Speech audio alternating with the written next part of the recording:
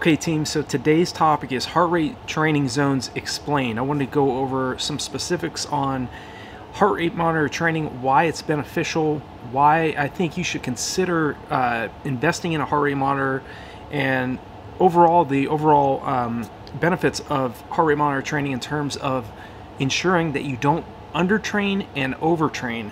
And I was recently having a conversation through email with one of the athletes that I coach, and his particular maximum heart rate is 170 beats per minute. So as you all know, I'm a V.O2 coach ambassador, and I highly recommend definitely checking out, if you're interested in working with me one-on-one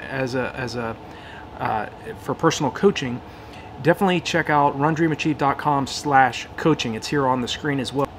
What I always recommend to the athletes that I coach, whether one-on-one or the athletes that invest in the training plans, heart rate monitor training is definitely centered into the training plans that I create. And if you're like this particular athlete that I'm talking about, his maximum heart rate is 170 beats per minute. So when you're running easy, you need to be running anywhere from, and this is according to Dr. Jack Daniels, one of the world's top distance running coaches. Again, the V.O2 platform is what's great about it, and it helps me as a coach, is I get to focus on what is the athlete's current fitness level.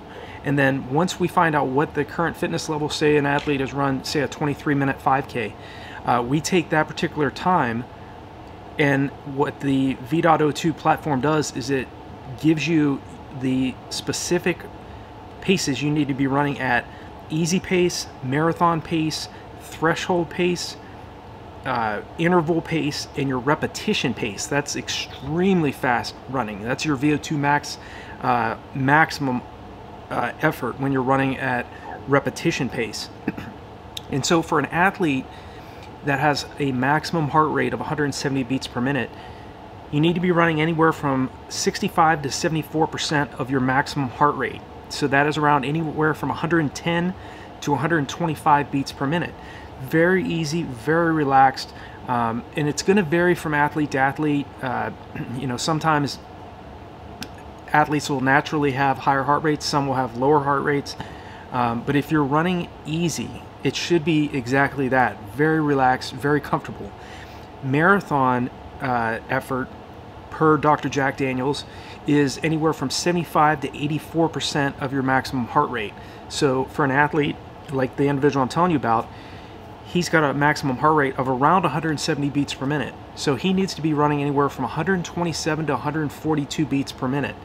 So if you're younger and your maximum heart rate is, like, say 200, again, when you're running at marathon effort, moderate effort, it's not quite at anaerobic threshold or tempo effort, but still reasonably, you know, you need to be running at a decent clip, but it's still relatively easy. Again, you need to be running anywhere from 75 to 84% of your maximum heart rate.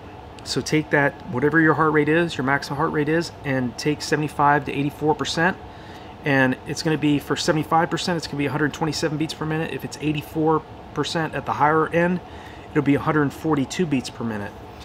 The next intensity is threshold training. This is where you start really starting to build up lactic acid, and threshold training is running anywhere from 85 to 89% of your maximum heart rate. So if your maximum heart rate is 170 beats per minute, you need to be running around 85 to 89%, which is 144 to 149 beats per minute.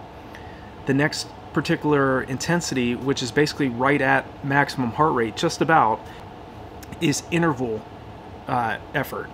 So interval effort is between 95 and 100% of your maximum heart rate, or VO2 max.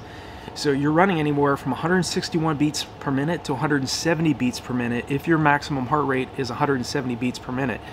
Sometimes, you know, we have our own idea of what our maximum heart rate is, but sometimes if you're running at repetition effort, that is running at around 105% of VO2 max, or right, you know, you're running even higher than what you think you're capable of in terms of your maximum heart rate.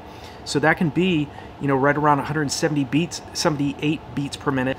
But I think one of the most beneficial things to keep in mind in terms of the general guidelines of what heart rate you need to be running at and what percentage of your maximum heart rate you need to be running at is always go off of feel and how you're feeling. You know, heart rate monitor training is absolutely essential. I think it's very important when it comes to doing tempo runs and doing those varied pace long runs I talk about in other videos, because you're focusing on the heart rate. You're not worrying about what pace per mile you're running or what your splits are. I mean, your splits are going to take care of themselves, but one thing to keep in mind, your heart rate's going to be much higher running at much slower efforts in the early stages when you're not very fit. The longer your build up, the more anaerobically fit you become, your heart rate is much lower, and your speed per mile or your speed per kilometer is much faster. As well as when you're doing those speed workouts early on, it's very hard to do repeat 400s, or if you're doing you know, repeat miles on the track, it's going to be very painful at first. Your splits aren't going to be as fast.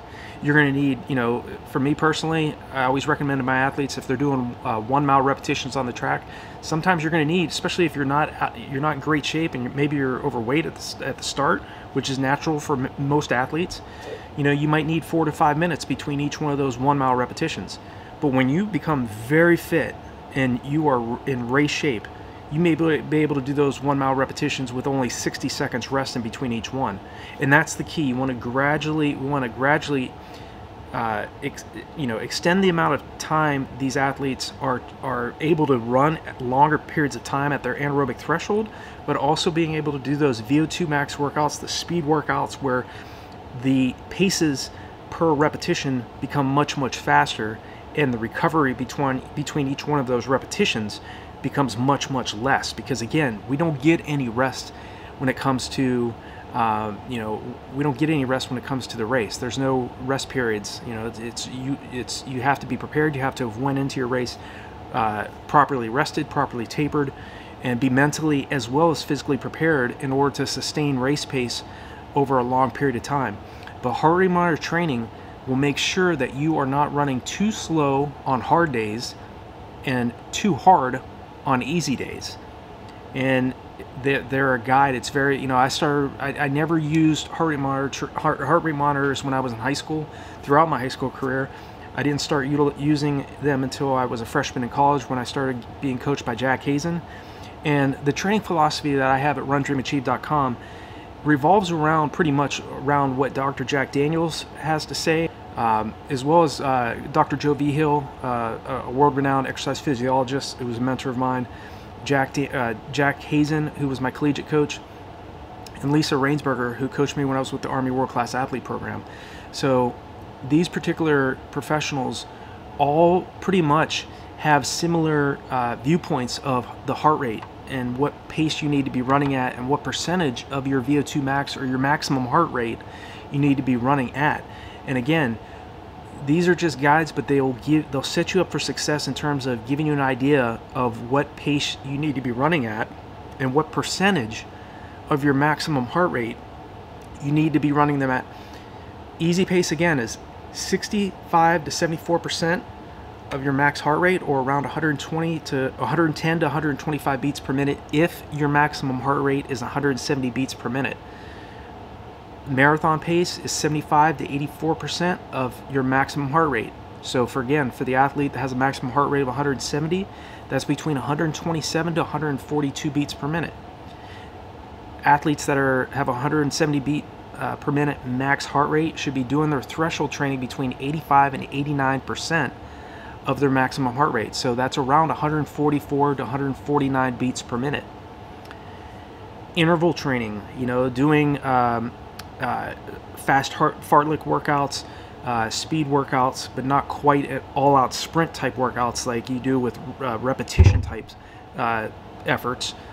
Threshold effort should be anywhere from 95 to 100% of your maximum heart rate, what you think it is. You know, we guesstimate around where it's at, but for the athlete that has a guesstimate of 170 beats per minute, threshold training should be between 95 to 100% of max heart rate.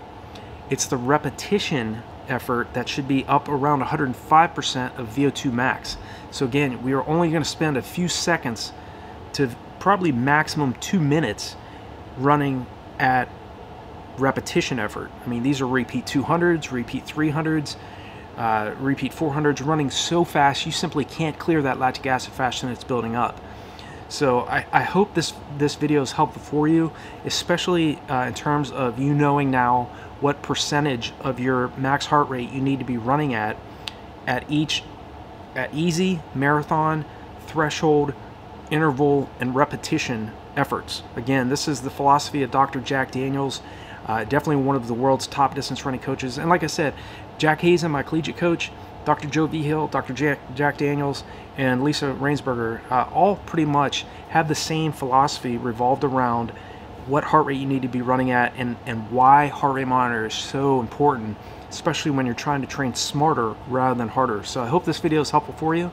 Feel free to reach out to me anytime, leave me a comment, like this video, share it with other friends, family, and co-workers that you know that are trying to get better at the sport. Feel free to check out the resources below this video in the description. And if you have any other questions, feel free to reach out to me anytime. I'm always here for you all. Definitely appreciate the comments and hearing from you, regardless if you're just leaving something, comment about how your training's going or a new personal best. It really fires me up. So I hope this was helpful, and I'll talk to you in the next video.